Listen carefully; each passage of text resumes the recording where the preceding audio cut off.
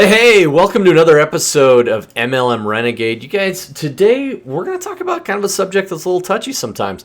We're going to talk about mental health, and specifically mental health for entrepreneurs. So here's the million-dollar question. How are network marketers like us, who've tried everything their upline ever suggested to be successful, and yet still struggled, who grew up with technology and aren't stuck in the 20th century, how are we supposed to grow our downlines in our bank accounts and yet still have time for real life? My name is J.R. McKee. Join me as we explore how to use 21st century learning and technology to grow our downlines and build lasting wealth. Simply put, this is MLM done different. Welcome to MLM Renegade.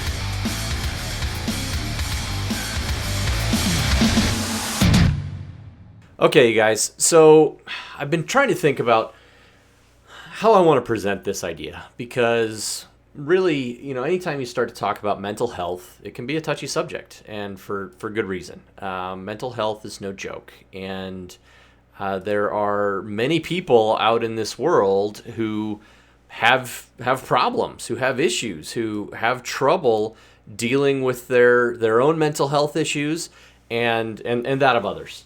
But for entrepreneurs especially, mental health is really, really important. Why? Well, because we get stuck in our own thoughts a lot. We're working together, especially if you're a solopreneur, right? You're working by yourself, you're trying to achieve your dream, and you're really grinding on it all alone. I found myself in my office last night, right about midnight, just before midnight actually, and working on something that I don't know. It didn't have it's something I'm excited about, but I could have been doing something else, frankly. I had spent some time with my wife for the evening, which was good, which is what I should be doing. But really, I found myself struggling with self-talk. What do I mean by that? Negative self-talk, especially. So, self-talk is a really difficult subject sometimes to master, because as entrepreneurs, we talk about mindset, and we talk about having a positive mental attitude and visualizing your goals and visualizing the achievement of all of your fantasies, of all of your goals. And the thing that can derail it faster than anything is negative self-talk, telling yourself that, I can't do that, and there's no way I'm going to be able to accomplish this, and what on earth am I thinking? Why did I even try this? Okay, all terrible. Perfect way to cut yourself off at the knees and end up in a really terrible spot.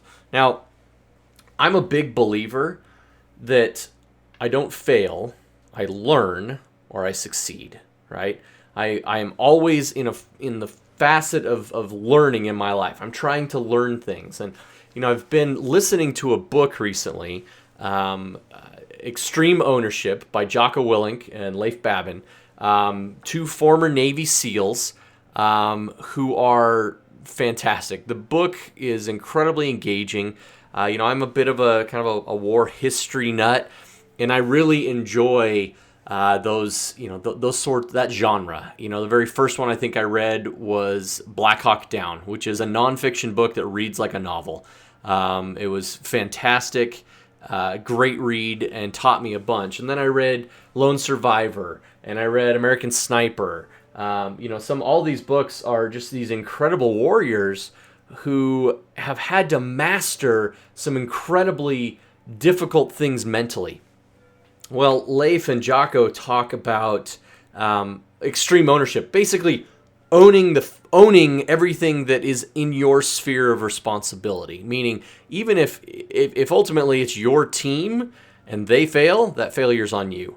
If it's your project and you're the CEO and the company has a project that fails, that's on you. It's a lack of leadership. Well, that idea can get to be really touchy because you can end up in a spot where you can get really down on yourself.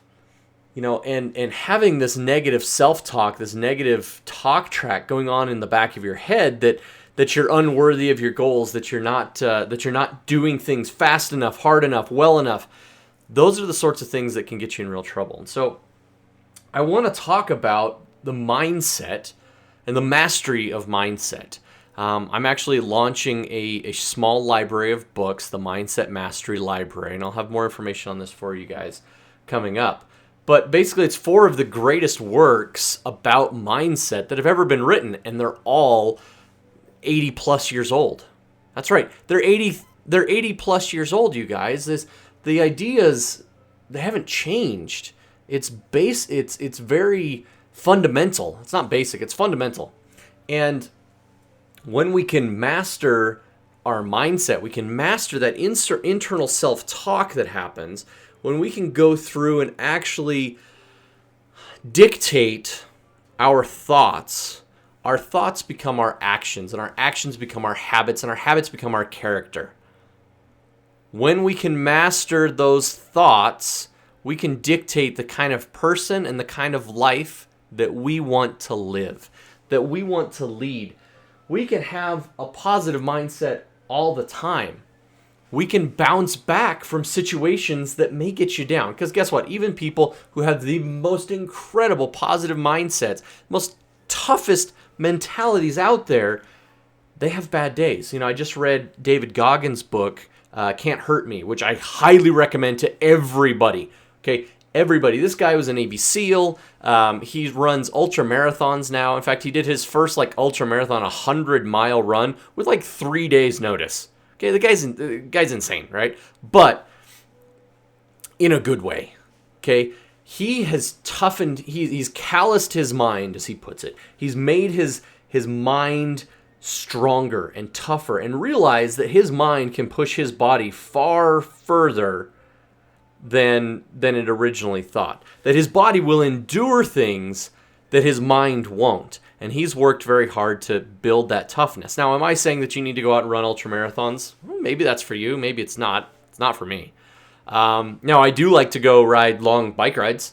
A year or so ago, I rode in the Huntsman Cancer 140. It was put on by the Huntsman Cancer Research Foundation, and it was a charity ride. It was 140 miles, and I didn't train very well for it, and I paid the price, but I did it. I did 140 miles with about 3 weeks of training, which is way too little. But I was able to pull that off, and part of that was mentally. I was mentally strong enough to be able to just go through it and keep my mind occupied on things other than how much my legs hurt.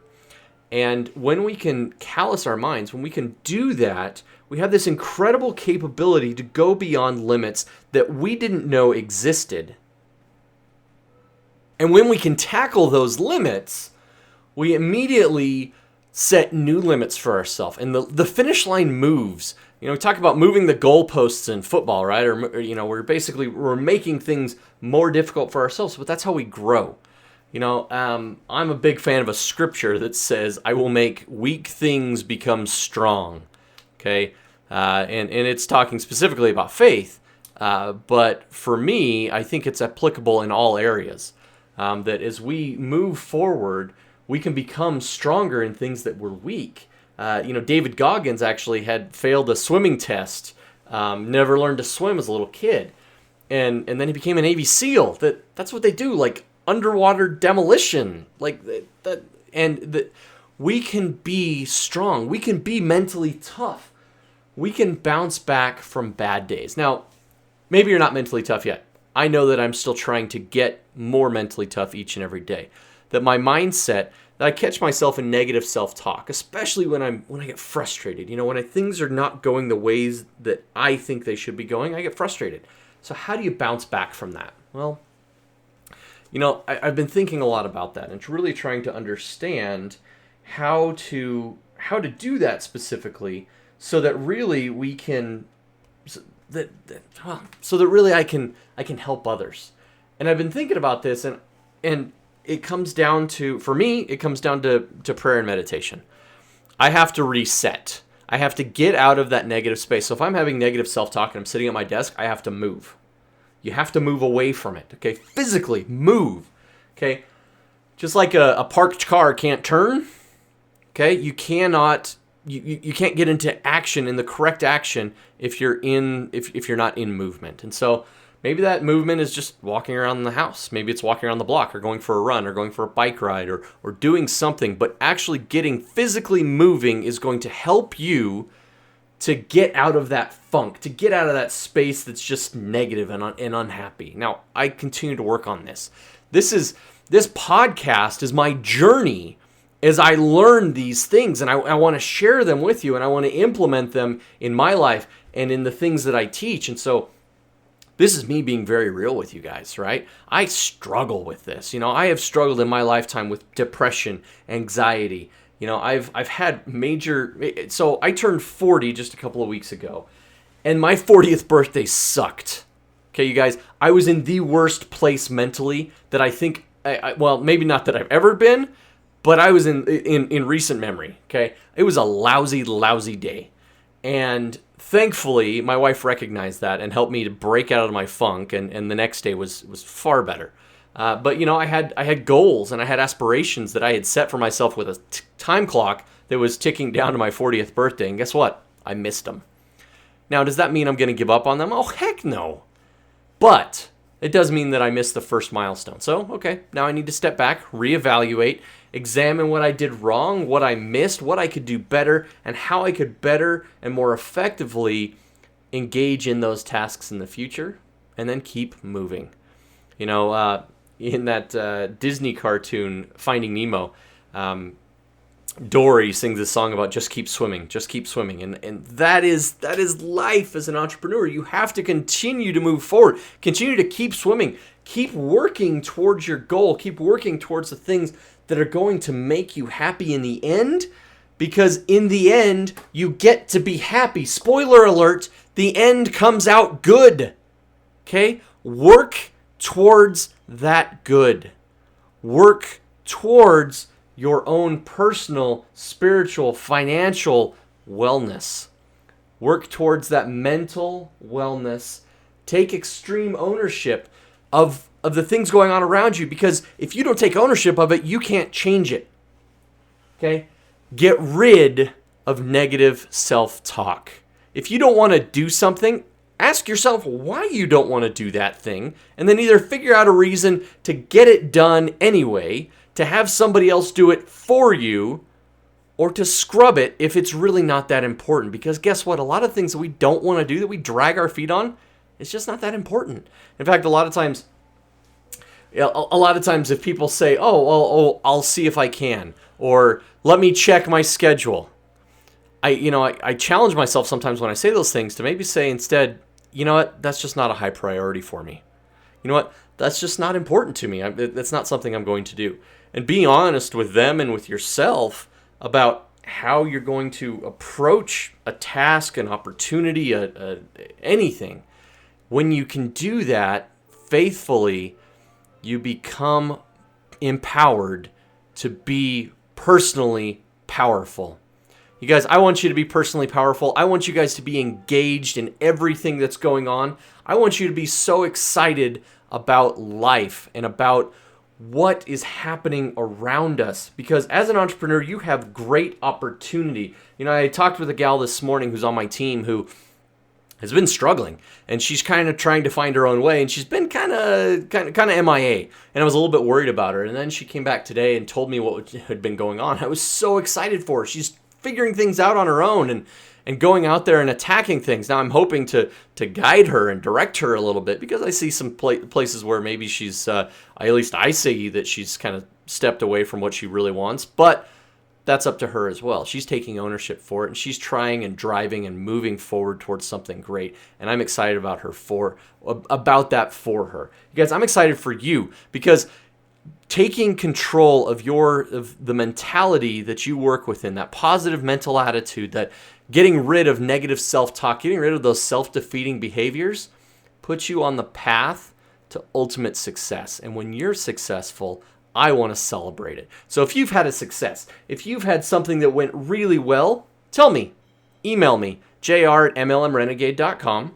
Tell me about it. I want to highlight you here on the show, and possibly even bring you on as an interviewee, because honestly, I love to highlight those successes, especially from people who are listening faithfully to the podcast. You guys, that's all I've got for this week. Really excited about some stuff coming up here in the next couple of weeks. I can't quite tear the covers off it yet, but you guys, this is exciting stuff. Cannot wait. Have a great day.